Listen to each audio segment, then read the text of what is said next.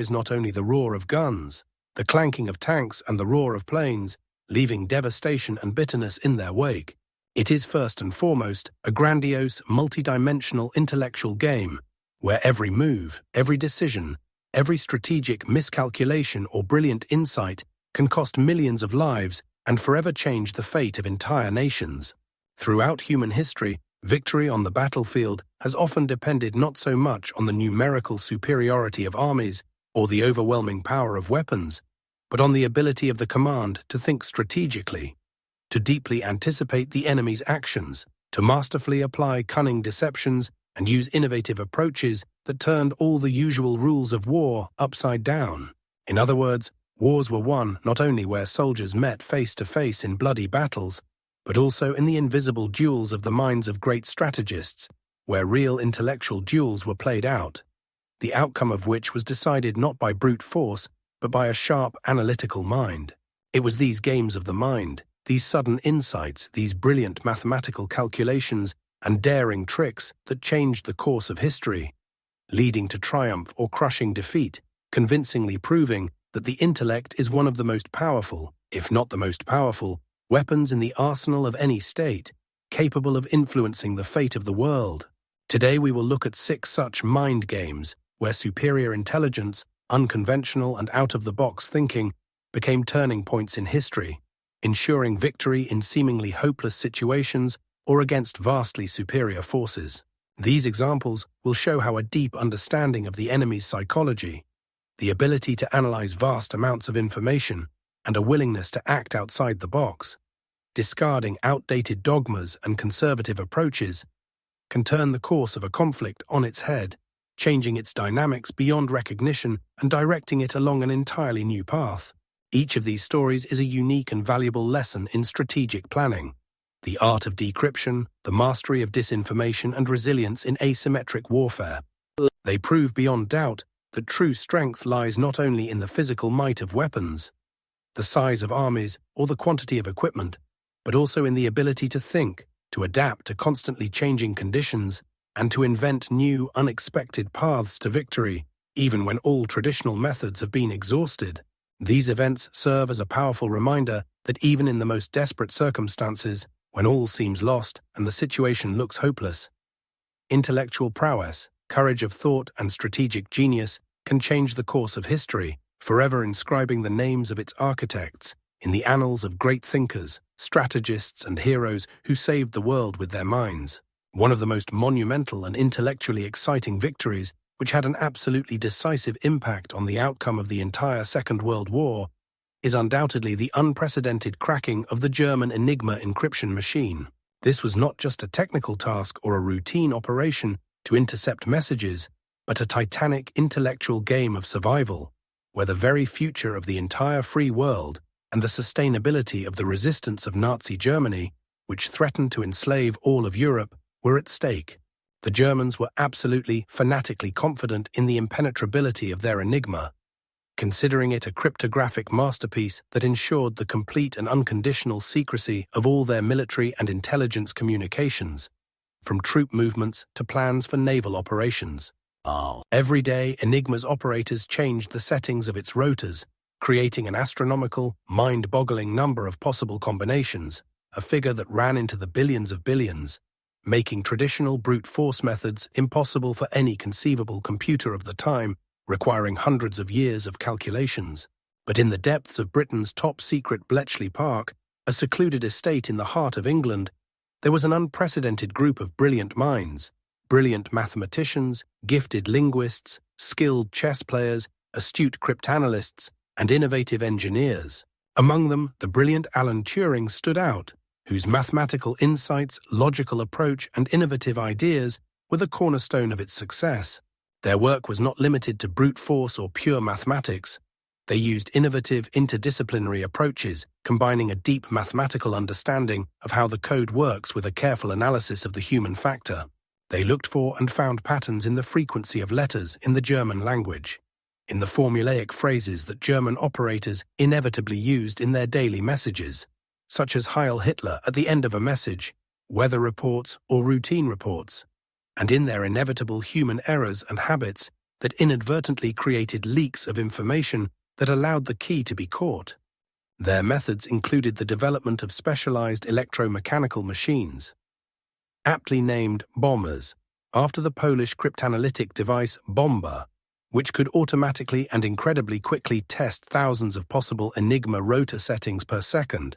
greatly speeding up the decryption process, turning days of work into hours. The result of their titanic, invisible work, which was kept a closely guarded secret for decades after the war, was the interception and successful decoding of thousands of German messages. This data provided the Allies with absolutely invaluable detailed information about the plans and movements of German submarines,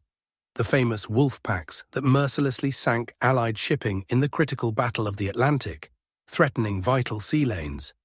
This battle was not just one of many campaigns, it was the absolute core of the war. For if convoys carrying vital supplies, food, fuel, raw materials, weapons and troops could not reach Britain without interruption, the island would be completely cut off from the outside world, and the further prosecution of the war by the Allies, much less planning a landing in Europe, would become completely impossible, possibly forcing Britain to capitulate. The breaking of Enigma allowed the Allies to learn in advance, sometimes days or even weeks, the routes of German submarines, their operational plans, their refueling points at sea, and even the coordinates of their hunting areas. This enabled Allied convoys to avoid danger zones, to alter their courses at the last moment, to avoid enemy submarines, or conversely, to direct their anti-submarine ships and aircraft, shore patrol aircraft equipped with radar, to specifically search for, pursue, and destroy enemy submarines precisely where the enemy was most vulnerable, such as when refueling or reloading torpedoes. The information was so precise and detailed that the Allies sometimes knew the locations and intentions of submarines even better than their own commanders on the ground, who were issuing the orders. It was not just a ship saved or a single attack prevented. It was a fundamental, systemic shift in the balance of power in the Atlantic that turned the tide of the entire campaign. The Allies moved from passive defense and avoidance of threats to actively seeking out, pursuing, and systematically destroying the enemy, dramatically reducing convoy losses and making the Atlantic safer. This intellectual victory not only saved thousands of lives and valuable cargo, but also ensured Britain's supply chain, allowing it to continue the fight, rebuild its strength, and stockpile resources for future, decisive offensives, including the famous Normandy landings.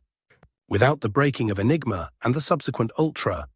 the code name for all the information obtained from the decryption and analysis of German ciphers, the outcome of the entire Second World War could have been completely different, and this brilliant intellectual game, hidden from the public for decades, became one of the absolutely decisive factors in the final victory of the Allies over Nazi Germany and its allies. It was an undeniable triumph of the human mind over the seeming impregnability of complex systems, proof that the most powerful tool in any war is not metal, explosives, or numbers, but the boundless capacity of the human brain to analyze, deduce, think creatively, and create game-changing breakthroughs. The work at Bletchley Park, kept secret for nearly 50 years after the war, forever changed the way we think about the role of intelligence, cryptography, and information technology in modern conflict, demonstrating that the invisible battles of the mind can be as significant, if not more so, than the bloodiest battles on the front lines in determining the fate of nations. The second was the Schlieffen Plan and the miracle of the Marne. At the dawn of the First World War, when the European continent was engulfed in the flames of the largest conflict in history up to that point, the German General Staff, under the leadership of its then Chief of Staff and former mastermind, Field Marshal Alfred von Schlieffen, devised one of the most daring, ambitious and, at first glance, brilliant military plans in world history. It was a complex strategic game designed to solve the central existential dilemma of Germany, caught between two potential enemies, to avoid the nightmare of a war on two fronts, with a huge but slowly mobilizing Russian Empire in the east and a well-fortified, quickly responding and technologically advanced France in the west. The essence of the Schlieffen Plan was the idea of a lightning, crushing blow against France that would result in a quick victory within a few weeks, perhaps even longer than a month. The idea was to completely bypass the powerful French border fortifications, such as the Maginot Line, which did not yet exist, but was intended to be fortified along the entire border by violating the neutrality of Belgium and Luxembourg in order to attack France from the north. The German armies would then advance rapidly toward Paris, making a huge, deep, enveloping maneuver like a giant door turning on its hinges around the French capital to lock in and encircle the main French forces, pinning them against the eastern, difficult border with Germany and Switzerland. After such a swift and decisive victory over France, the plan called for the transfer of most of the German forces to the Eastern Front to fight the Russian Empire, which was considered to require considerably more time to fully mobilize its vast but less organized forces, which would not be able to quickly engage in combat. It was a kind of gigantic chess game in which every move was carefully, almost mathematically, thought out. The logistics of moving millions of soldiers, the timing of their advance, the number of divisions in each sector of attack and defense, and the expected enemy resistance. The Germans were firmly convinced that their superiority in organization, discipline, professionalism of the officer corps, efficiency of logistics, and speed of mobilization would allow them to carry out this blitzkrieg before the Russian Empire had time to fully mobilize and pose a serious threat in the east, forcing Germany to disperse its forces. When the Germans launched their great offensive in August 1914, tearing through Belgium with astonishing speed and crushing the small but brave resistance of the Belgian army, the Schlieffen Plan seemed to be working perfectly. The British Expeditionary Force and the French armies were forced to retreat in disarray, unable to mount an effective defense, and the French capital, Paris, was in imminent danger of being captured, causing panic among the population and the government, which had been evacuated to Bordeaux. Yet at this critical moment their opponents, especially the French High Command, demonstrated incredible intellectual flexibility, astonishing adaptability, and absolute unbending determination, which became the basis of their counterattack. Instead of succumbing to panic in the face of the rapid and seemingly inexorable advance of the German armies, the French generals, led by Commander-in-Chief Joseph Joffre and 6th Army Commander Michel-Joseph Montnory, as well as other key figures on the general staff, were able to quickly and accurately assess the changing situation at the front. They noticed that the right wing of the German army, the one that should have been the most powerful and deep-reaching in order to envelop Paris, contrary to the original ideal Schlieffen Plan, had become overextended and, what was fatal, was weakened by the transfer of units to the Eastern Front, due to the unexpectedly rapid advance of the Russians in East Prussia, and by the delay due to the stubborn resistance in Belgium. It was a strategic error on the part of the German command, a deviation from the golden principles of Schlieffen, which required that the right flank be reinforced as much as possible by other units. The French took advantage of this critical moment, recognizing the gap and vulnerability in the German ranks. They were able to regroup their forces with incredible speed, including the transfer of reserve divisions by taxi from Paris, and launch a powerful counterattack at the decisive Battle of the Marne in early September 1914. The famous story of the Paris taxi, in which 600 Parisian taxis were urgently mobilized to transport 6,000 soldiers to the front, became a vivid symbol of this incredible flexibility, popular unity, and ability to improvise in a crisis, demonstrating how civilian resources could be used for military purposes. This improvised but effective movement of troops helped to strengthen the front line and reinforce the French attack wing at the most crucial moment. The Battle of the Marne was incredibly intense, bloody and exhausting, lasting for several days.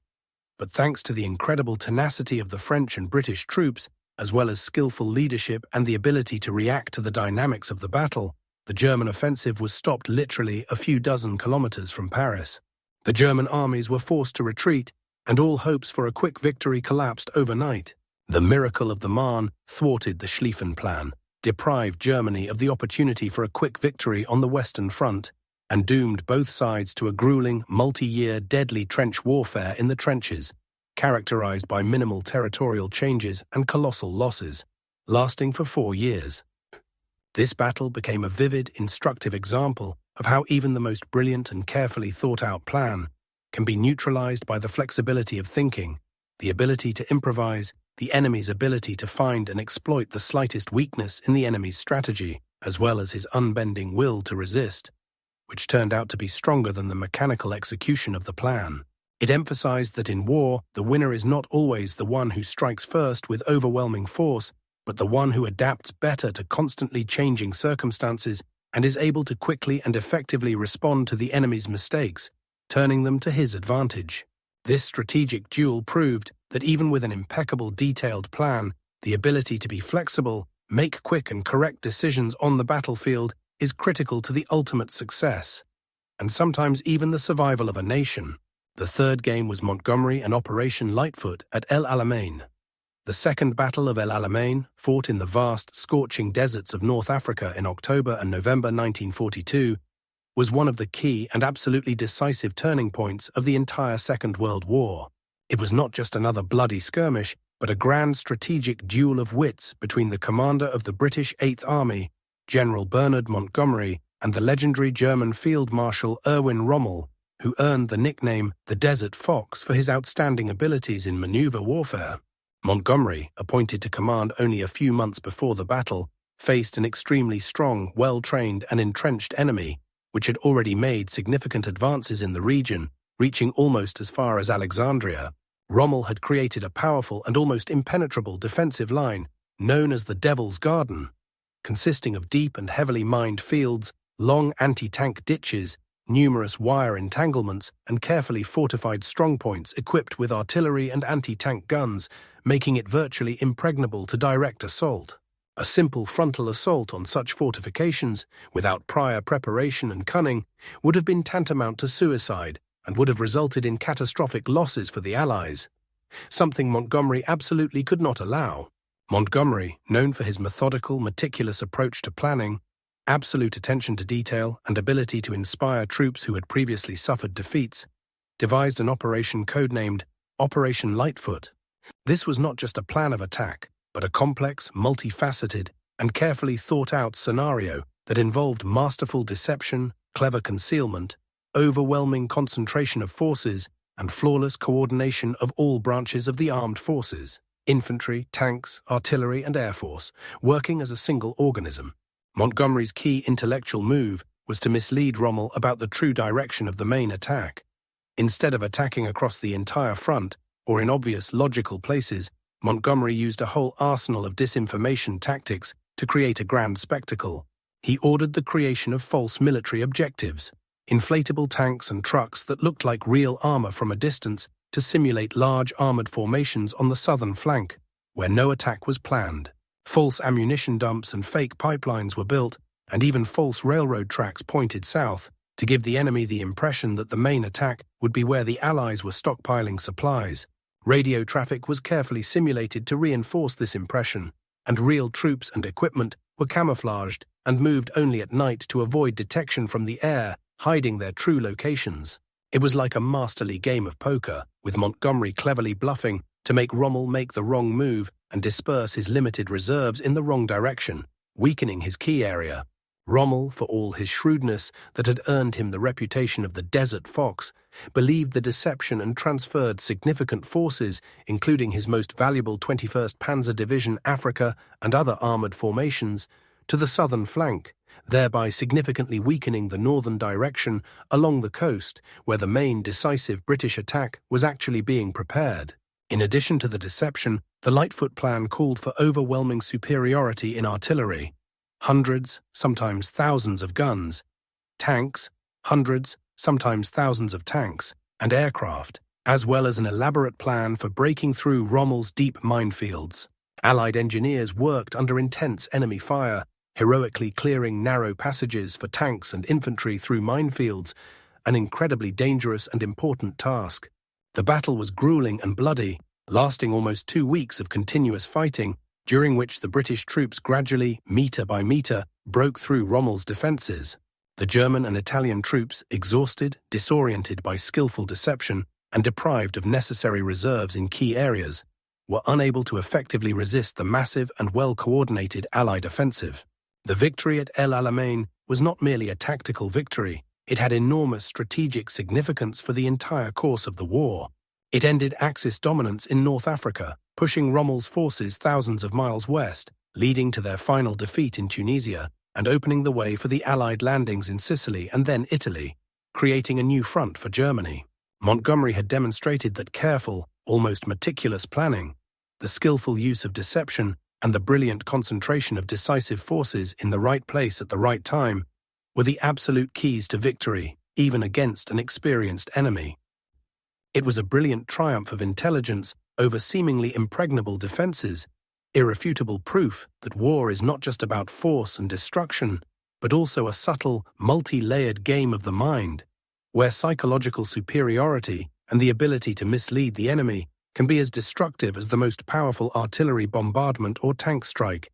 and sometimes much more effective. And the Cuban Missile Crisis of 1962 was, without exaggeration, the most dangerous and tense moment in the history of all mankind, when the planet found itself on the brink of a full-scale nuclear war capable of destroying civilization as we knew it. The Soviet Union's deployment of medium-range nuclear missiles in Cuba, just 90 miles off the coast of the American state of Florida, became a direct and existential threat to the national security of the United States and provoked a confrontation of unprecedented severity and risk between two nuclear superpowers,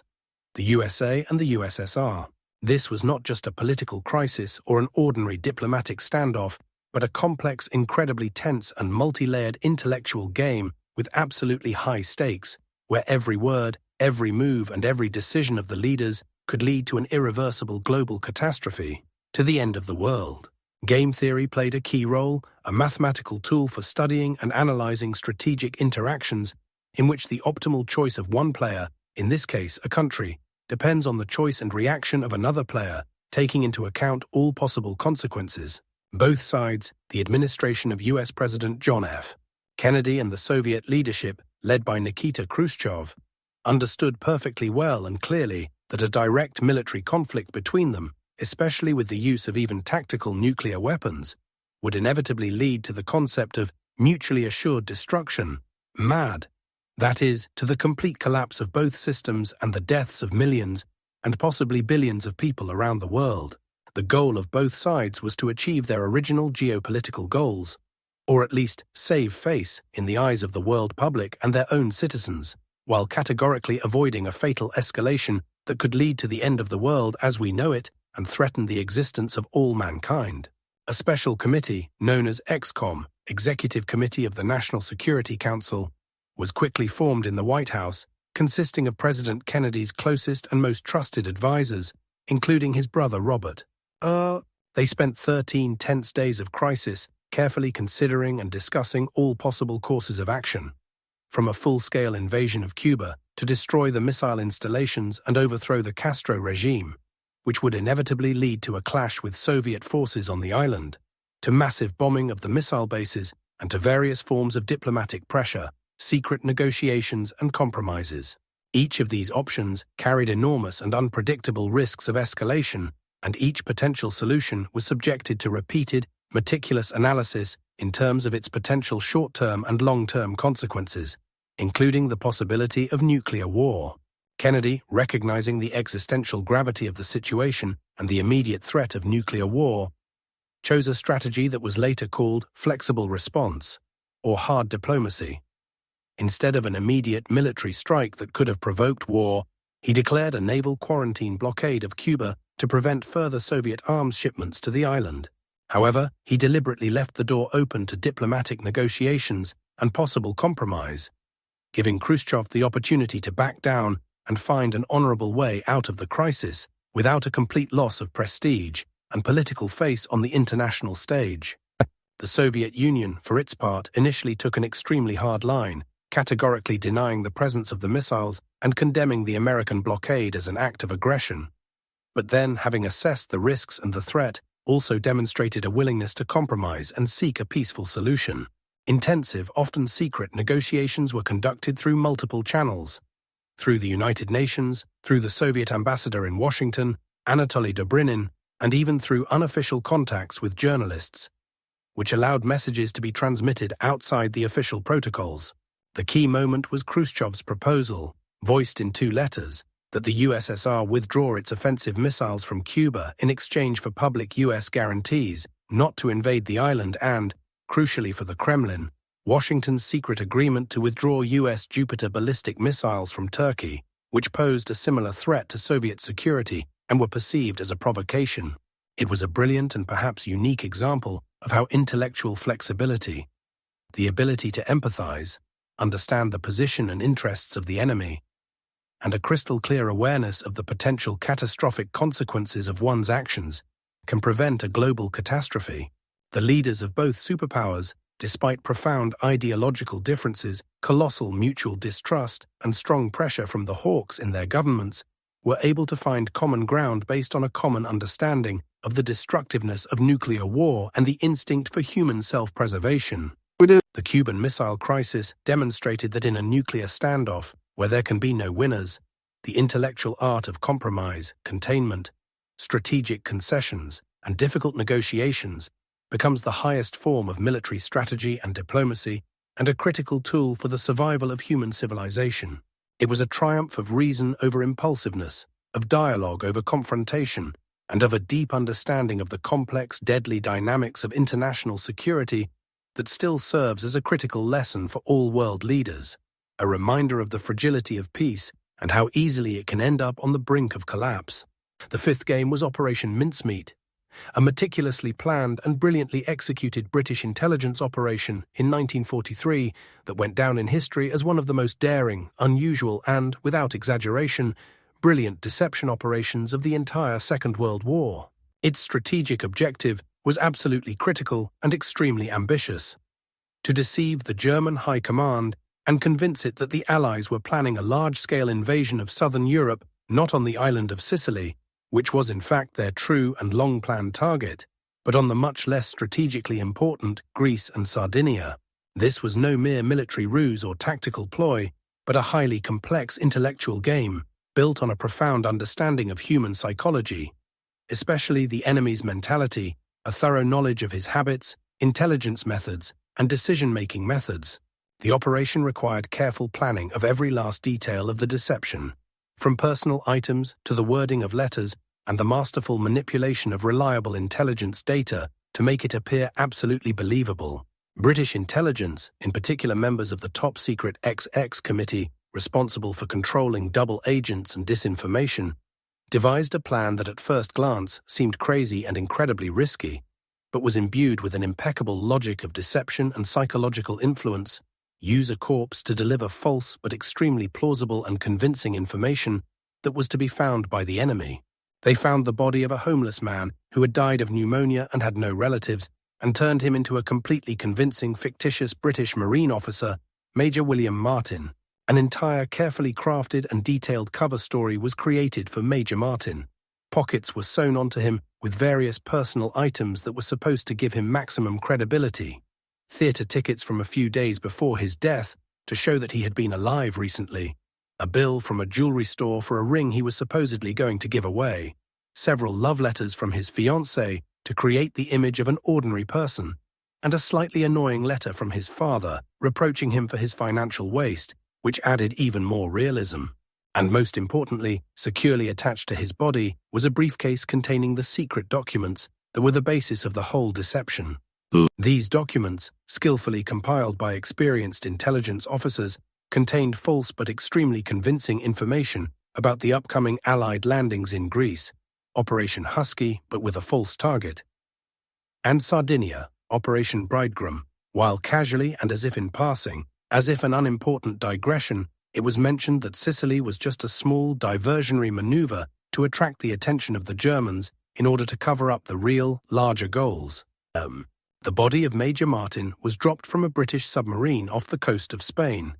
a country that was officially neutral, but was widely known for its sympathies with Nazi Germany and the presence of active and influential German spies there, who were expected to quickly discover and pass on information. The plan was that the Spanish fishermen would find the body, hand it over to the Spanish authorities, who would in turn hand over the documents to German intelligence, who, not suspecting a trick, would swallow the bait, fully believing in its authenticity. And the plan worked absolutely brilliantly, exceeding all expectations and forecasts. The Germans, having received these secret papers, carefully analyzed them, checked them through their own channels, which, of course, could not detect the forgery, and believed in their authenticity, taking the information at face value. They immediately began to transfer significant military contingents.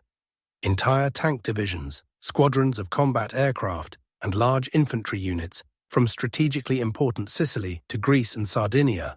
weakening the defense of Sicily, which was in fact the target. They even began to actively build defensive fortifications on the coast of Greece and Sardinia,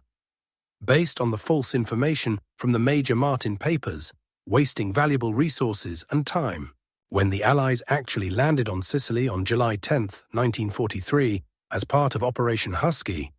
they encountered much smaller and weaker resistance than if the Germans had not been so skillfully deceived. Operation Mincemeat was one of the key factors in the success of the landings, saving thousands of Allied lives and greatly speeding up the advance across the island, which ultimately led to the fall of Mussolini's fascist regime in Italy, and the opening of a new vital front in Europe, diverting German forces from the Eastern Front. It was a brilliant triumph of intelligence, proving that war is not only a direct clash of forces and weapons, but also a complex, multi-layered psychological game where disinformation, deception, and manipulation of information can play an absolutely decisive role in achieving strategic goals and changing the course of the entire campaign. It showed that the most cunning and incredible plan, executed with impeccable precision and faith in success, can mislead even the most experienced and insightful enemy intelligence, changing its strategic priorities. Finally, the Vietnam War, approximately 1955-1975,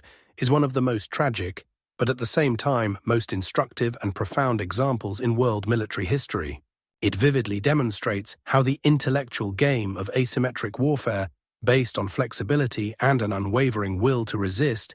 can lead to the victory of a significantly weaker adversary over overwhelming technological and military power.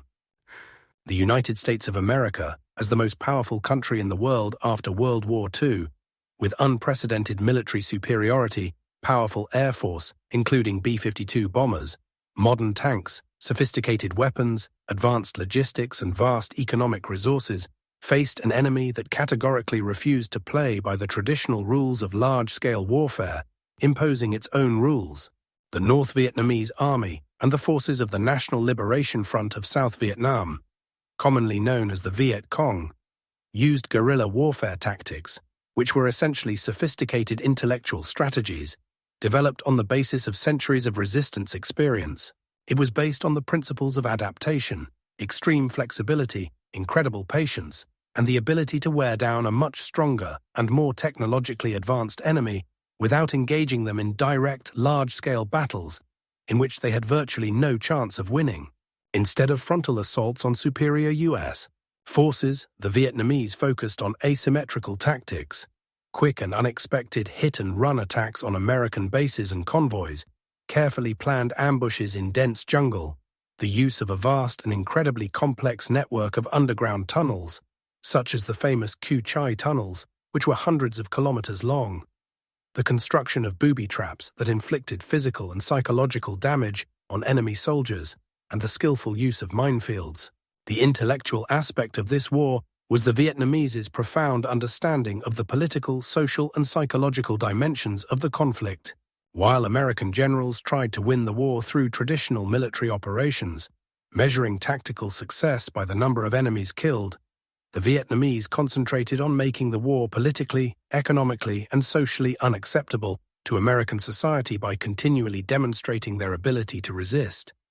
They knew full well that even if they could not defeat the United States in a direct military confrontation on the battlefield, they could win the Battle of Wills, to force the Americans to abandon the war because of the growing number of domestic protests, the exorbitant economic costs that were draining the country's budget, and the increasing number of casualties among their own soldiers, who were returning home in coffins, causing increasing discontent. The Vietnamese showed incredible ingenuity in creating crude but effective homemade weapons, in clever camouflage that allowed them to appear out of nowhere and disappear into thin air, and in their ability to literally disappear into the civilian population. This made enemy identification extremely difficult for American forces and often resulted in high collateral damage among civilians, further undermining public support for the war in the United States and around the world. It was a war of nerves, where the ability to survive in intolerable conditions, constant adaptation to the enemy's changing tactics, strategic patience, and an unyielding will to endure were the keys to success. Vietnamese leaders knew that time was on their side, and that long-term endurance and tenacity were more important than short-term tactical victories, no matter how resounding. Ultimately, despite all the technological advances, overwhelming firepower, and vast amounts of resources the United States poured into the conflict over nearly 2 decades, American forces failed to achieve a strategic victory. The Vietnam War ended with the withdrawal of American troops in 1973,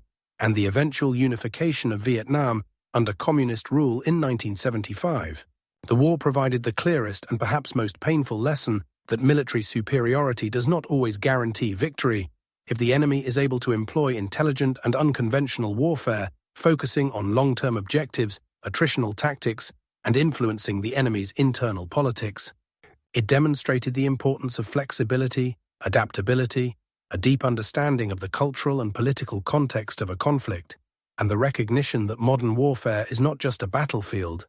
but a relentless struggle for the hearts and minds of both one's own and one's adversaries, as well as for global public opinion. It was a lesson in how an unwavering will to fight, intellectual ingenuity, and a commitment to long-term resistance can overcome the most overwhelming and technologically advanced force,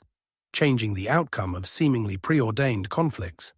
These 6 historical examples, each of which is the most striking evidence of the greatness of the human mind in conditions of extreme danger and deadly confrontation, clearly and convincingly demonstrate that war is not only a clash of brute physical force, the number of armies and technological superiority in weapons. It is, above all, a deep, multidimensional and extremely complex intellectual game,